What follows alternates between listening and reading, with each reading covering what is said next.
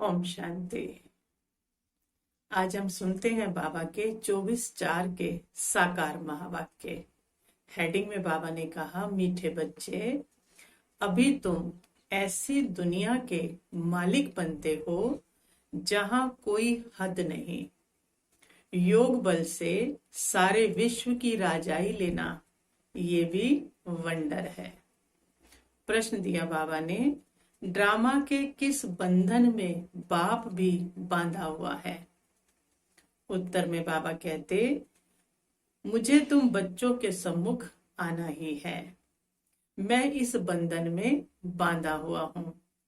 जब तक मैं ना आऊं तब तक मूंझा हुआ सूत सुलझ नहीं सकता। बाकी मैं तुम्हारे ऊपर कोई कृपा व आशीर्वाद करने नहीं आता हूं। मैं कोई मरे हुए को जिंदा नहीं करता हूं। मैं तो आता हूं तुम्हें पतीत से पावन बनाने। गीत है, तुम्हें पाके हमने जहां पा लिया, जहां तो क्या आसमां पा लिया। ओम शांति। गीत के अक्षर सुन करके तुम बच्चों के रोमांच खड़े हो जाने चाहिए, क्योंकि सम्मुख बैठे हैं ना। सारी दुनिया में भले कितने भी विद्वान पंडित आचार्य हैं, कोई भी मनुष्य मात्र को ये पता नहीं कि बेहद का बाप हर 5,000 वर्ष के बाद आते हैं। बच्चे ही जानते हैं बस ये बात। बच्चे कहते भी हैं, जैसा हूं वैसा हूं, तुम्हारा हूं। बाप भी ऐसे ही कहते हैं, जैसे हो वैसे हो, मेरे बच्चे हो। हम बाबा को कहते, बाबा कहते, हाँ तुम जैसे भी हो, मेरे बच्चे हो। तुम भी जानते हो वो सब आत्माओं का बाप है। सब पुकारते हैं। बाप समझाते हैं, देखो रावण का कितना परछाया है। एक भी समझ नहीं कह सकते कि जिसको हम परम पिता परमात्मा कहते हैं, फिर पिता कहने से खुशी क्यों नहीं होती है? उसको परम पिता कह रहे हैं और पिता से मिलन की या पिता बोलकर खुशी क्यों नहीं होती है? ये भूल गए हैं। पिता कह तो रहे हैं लेकिन नाम मात्र, उससे रिलेशन की अनुभूति नहीं हो रही। तो बाबा कहते भूल गए हैं। वो बाबा ही हमें वर्षा देते हैं। बाप खुद ही समझाते हैं।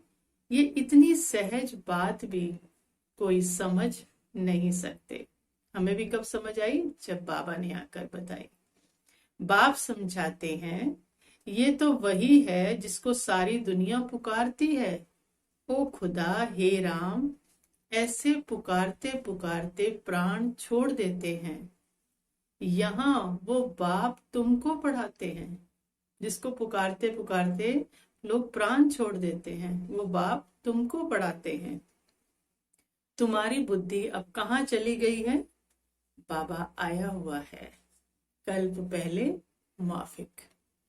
कल्प कल्प बाबा आकर पतित से पावन बनाए, दुर्गति से सदगति में ले जाते हैं।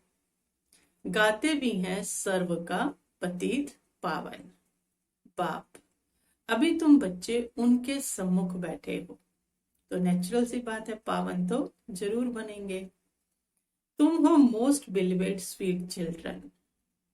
भारतवासियों की ही बात है। बाप भी भारत में ही जन्म लेते हैं। कहाँ आया है बाबा?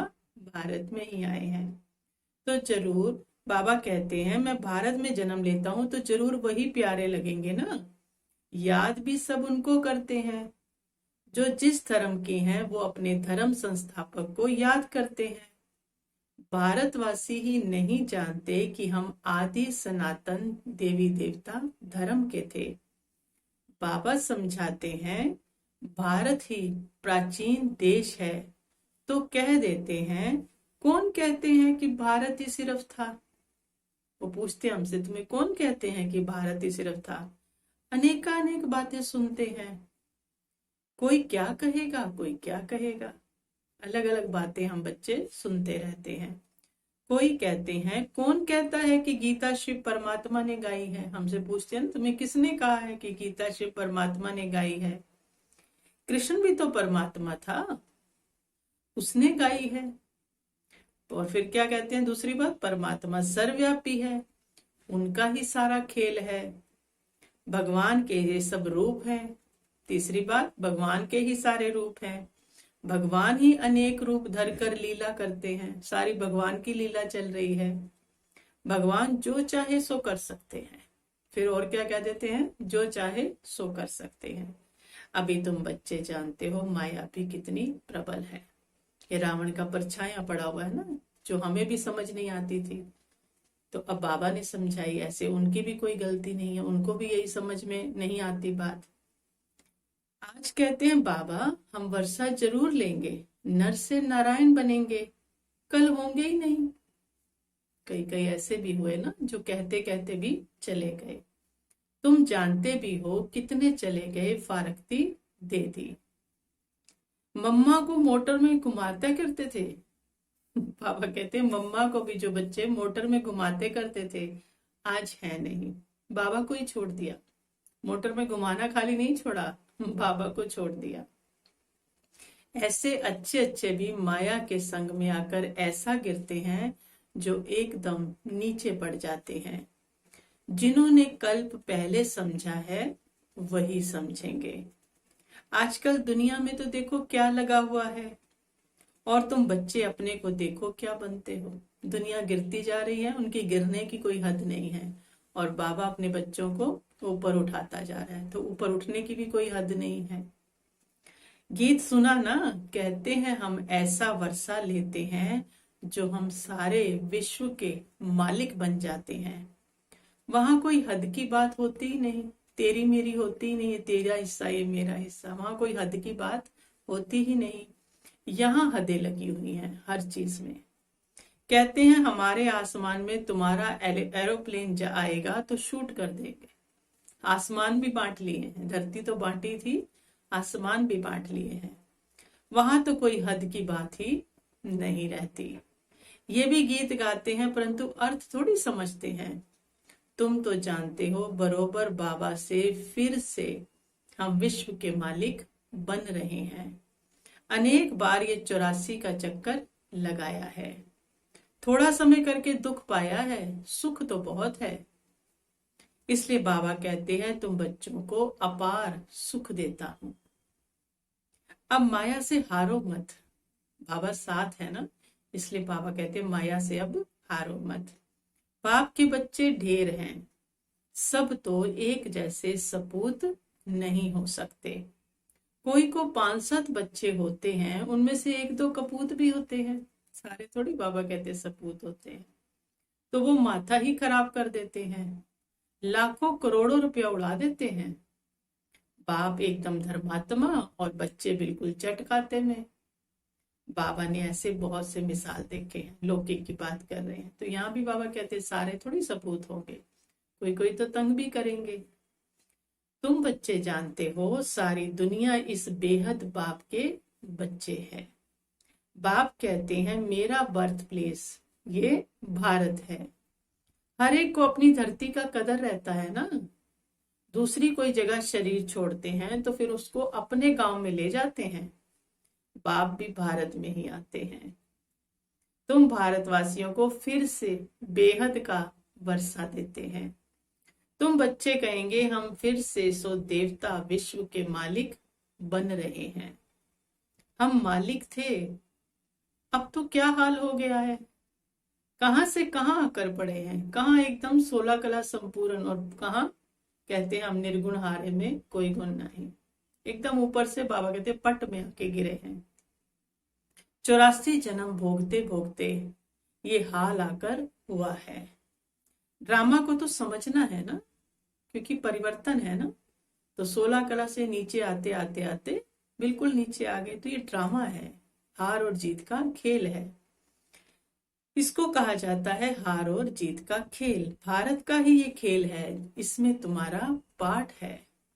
तुम ब्राह्मणों का सबसे ऊंच से ऊंच पाठ है इस ड्रामा में। तुम सारे विश्व के मालिक बनते हो, बहुत सुख भोगते हो। तुम्हारे जितना सुख और कोई भोग नहीं सकता। नाम ही है स्वर्ग, ये है नर्क, यहाँ के सुख तो कागविष्टा के समान हैं। आज लखपति हैं, दूसरे जन्म में क्या बनेंगे कुछ पता थोड़ी है। ये है पाप आत्माओं की दुनिया। सत्युग है पुण्य आत्माओं की दुनिया। तुम पुण्य आत्मा बन रहे हो ना, किस लिए? सत्युग में जाने के लिए। तो कभी भी पाप नहीं करना चाहिए, हमेशा बाबा से सीधा चलना चाहिए। सीधे रहो, बाबा कहते हैं। बाबा से चालाकी नहीं चलना। बाप कहते हैं मेरे साथ धर्मराज सदैव है ही। सजा साथ के साथ भी है, अब संकल्पों की सजा। योग ना लगना ये भी सजा, अमृत वेले ना उठ पाना ये भी तो सजा है। तो बाबा कहते धर्मराज तो मेरे साथ है ही।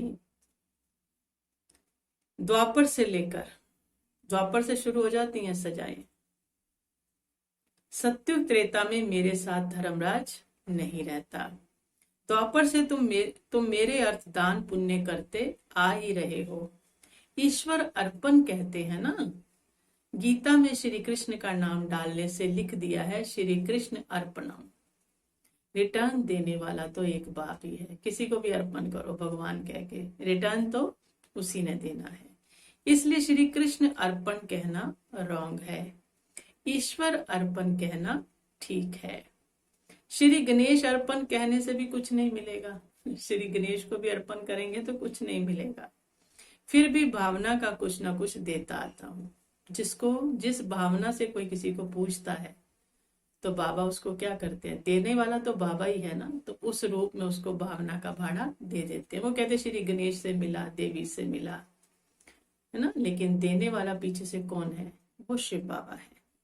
तो बाबा कहते कुछ देता आया हूं सबको। मुझे तो कोई जानते ही नहीं ना, क्योंकि निराकार दिखे, बिंदु दिखे तो उसको तो जानते ही नहीं। अभी तुम बच्चे ही जानते हो। हम सब कुछ शिव बाबा को समर्पण कर रहे हैं। बाबा भी कहते हैं हम आए हैं आपको 21 जन्म का वर्षा देने। अभी है ही उतरती कला। रावण राज्य में जो भी दान पुण्य आदि करते हैं पाप आत्माओं को ही देते हैं। तो पाप आत्माओं को दिया तो पाप आत्माओं ने और पाप के कर्म में लगाया, तो उसका कंट्रीब्यूशन भी हमारे पास आ गया, क्योंकि सब पाप ही तो कर रहे हैं, पाप के कर्मों में लगा रहे हैं। तो बाबा कहते हैं पाप आत्माओं को ही देते हैं। उतरती कला उतरती ही जाती है, जिससे उसका भी हिसाब किताब आता जाता है और कला उतरती जाती है। करके कुछ मिलता भी है तो भी अल्पकाल के लिए। अब तो तुमको 21 जन्म के लिए मिलता है। उनको कहते हैं राम राज्य। ऐसे नहीं कहेंगे वहां ईश्वर का राज्य है, राज्य तो देवी देवताओं का ही है। बाप कहते हैं मैं राज्य नहीं करता हूं, क्योंकि करेंगे तो फिर गंवाना भी पड़ेगा। ऊपर अगर चल रहेंगे राज्य में तो सीढ़ी भी उतरना पड़ेगा। इसलिए बाबा इन सब से क्या रहते हैं, ऊपर रहते हैं, चक्र में नहीं आते। तुम्हारा जो आदि सनातन देवी देवता धर्म था, जो प्राय लोप हो गया है, बाप तो कल्याणकारी है ही, उनको कहा जाता है सच्चा बाबा, क्योंकि वही सत्य है और वही सत्य मार्ग दिखाता है और वही सतगति करता है। तुमको सच नॉलेज दे रहे हैं, सच्ची, अपनी और रचना के आदि मध्य अंत की। बाबा तुमको बेहद की हिस्ट्री ज्योग्राफी सुनाते हैं। कितनी जबरदस्त कमाई है। तुम चक्रवर्ती राजा बनते हो, उन्होंने फिर वो हिंसा का चक्र दिखा दिया है। असूल ये है ज्ञान का चक्र, परंतु ये ज्ञान तो प्राय लोप हो जाता है। तुम्हारे ये मुख्य चित्र हैं, एक तरफ त्रिमूर्ति, दूसरी तरफ झाड़ और तीसरी तरफ चक्र। बाबा ने समझाया है शास्त्रों में तो कल्प की आयु लाखों वर्ष लिख दी है। सारा सूत ही मुंझा हुआ है। उलझ गए ना, क्या सच है क्या नहीं, इतनी मतांतर है, कुछ समझ नहीं आ रहा कि सच क्या है। तो बाबा कहते सारा ही सूत मुंझा हुआ है। बाप के सिवाय कोई से सूत सुलझ नहीं सकता, क्योंकि सब इस सूत के अंदर ही घुसे हुए हैं ना, और बाबा उससे अलग है, तो उनके सिवा कोई सूत को सुलझा नहीं सकता। बाप सम्मुख खुद आते हैं, कहते हैं मुझे ड्रामा अनुसार आना ही पड़ता है। मैं इस ड्रामा में बंधा हुआ हूं आने के लिए। ये हो नहीं सकता कि मैं आऊं नहीं। हर कल्प आते हैं, तो कल्प में नूंद हो गई ना, हर कल्प आना है उन्होंने। ऐसे भी नहीं कि आकर मरे हुए को जिंदा कर दूं या कोई की बीमारी से छुड़ा दूं। बहुत बच्चे कहते हैं बाबा हमारे पर कृपा करो। बाबा ये सब नहीं करता है। बाबा वो करता है जो कोई नहीं करता है, जो कोई कर नहीं सकता है। पूरी पतित आत्माओं को, पतित दुनिया को, प्रकृति को, सबको पावन बना देता है। जब पावन बना देगा तो कृपा आशीर्वाद की जरूरत पड़ेगी? भिखारियों को, गरीबों को पड़ती है ना कृपा आशीर्वाद। वो तो हमें सिरताज बना देगा, देवी देवता बना देगा। तो कृपा आशीर्वाद से ही छूट जाएंगे, भीख मांगने से ही छूट जाएंगे पावन बनते ही। तो वो क्या काम करता है? पावन बनाता है। पावन बन गए तो सब दुखों से छूट जाएंगे। बाबा कहते हैं, बच्चे कहते हैं बाबा हमारे पर कृपा करो, लेकिन यहाँ कृपा आदि की बात नहीं है। उसकी पढ़ाई पढ़ाना ही क्या है? कृपा है। तुमने मुझे इसलिए थोड़ी बुलाया है कि आशीर्वाद करो, हमें कोई घाटा ना पड़े। वो घाटा तो पड़ना है या फायदा जो होना है वो तो कर्मों का हिसाब है। बाबा क्या करेगा उसमें? तुम बुलाते ही हो, ये पतित पावन आओ, दुख हरता सुख करता आओ। शरीर के दुख हरता तो डॉक्टर लोग भी होते हैं ना। मैं कोई इसलिए आता हूं क्या? तुम कहते हो नई दुनिया स्वर्ग के मालिक बनाओ, शांति दो। ऐसे नहीं कहते हो हमको बीमारी से आकर अच्छा करो। भक्ति की थी तो इसलिए नहीं बुलाया था। हमेशा के लिए शांति व मुक्ति तो मिल ना सके। पाठ तो बजाना ही है। जो पीछे आते हैं उनको शांति कितनी मिलती है? वो तो सारा टाइम कहाँ बैठे रहते हैं? शांति धाम में बैठे रहते हैं, तो शांति ही शांति है उनके पास। तो अभी तक आते ही रहते हैं, तो इतना समय तो शांति धाम में ही रहे ना, तो उनकी आस पूरी हो जाती है मुक्ति की। ड्रामा अनुसार जिनका पाठ है वही आएंगे। पाठ बदल नहीं सकता किसी का। एक का बदले तो सारा नाटक ही गड़बड़ा जाए, इसलिए पाठ बदल नहीं सकता। बाबा समझाते हैं शांति धाम में तो बहुत बहुत आत्माएं रहती हैं जो पिछाड़ी में आती हैं। ये ड्रामा बना हुआ है। पिछाड़ी वालों को पिछाड़ी में ही आना है। ये झाड़ बना हुआ है। ये चित्र आदि जो बनाए हैं सब तुमको समझाना है सबको। और भी चित्र निकलते रहेंगे, कल्प पहले मिसल ही निकलेंगे। 84 का विस्तार झाड़ में भी है, ड्रामा चक्र में भी है। अब फिर सीढ़ी निकाली है। झाड़ पहले बनाया, वृक्ष बनाया, कल्प वृक्ष, फिर चक्र बनाया। अब बाबा कहते सीढ़ी भी बनाई है। मनुष्य तो कुछ भी जानते नहीं है ना, बिल्कुल ही जैसे बुद्धू हैं।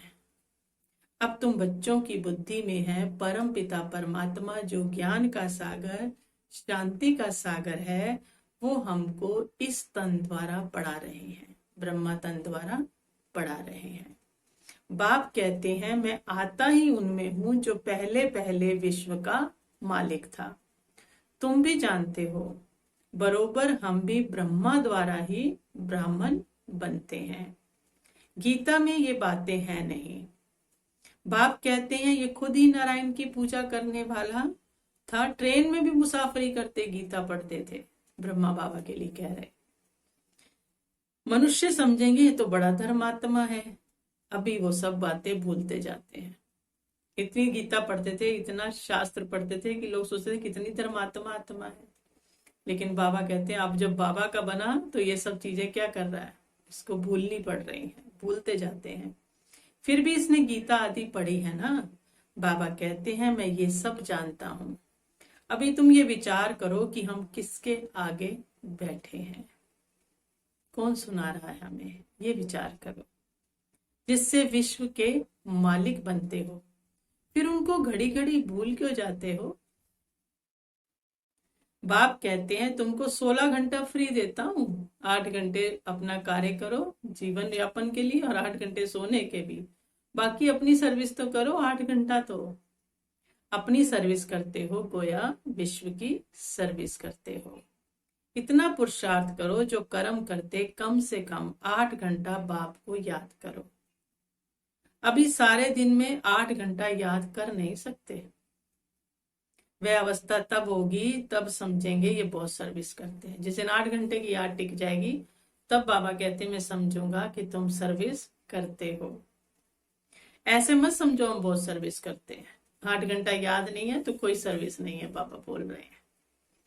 ऐसे मत समझो हम बहुत सर्विस करते हैं, भाषण बहुत फर्स्ट क्लास करते हैं, परंतु योग बिल्कुल नहीं है। रिजल्ट दे दी बाबा ने। भाषण अच्छा करने से ये मत समझो कि तुम बहुत अच्छी सर्विस करते हो, योग नहीं है बिल्कुल। योग की यात्रा ही मुख्य है।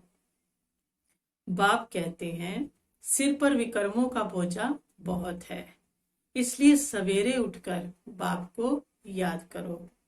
2 से 5 तक का फर्स्ट क्लास वायुमंडल है, इसमें उठकर बाप को याद करना है। आत्मा रात को आत्माभिमानी बन जाती है, शरीर का भान उसको भूल जाता है, जिसको नींद कहा जाता है। इसलिए बाप कहते हैं जितना हो सके बाप को याद करो।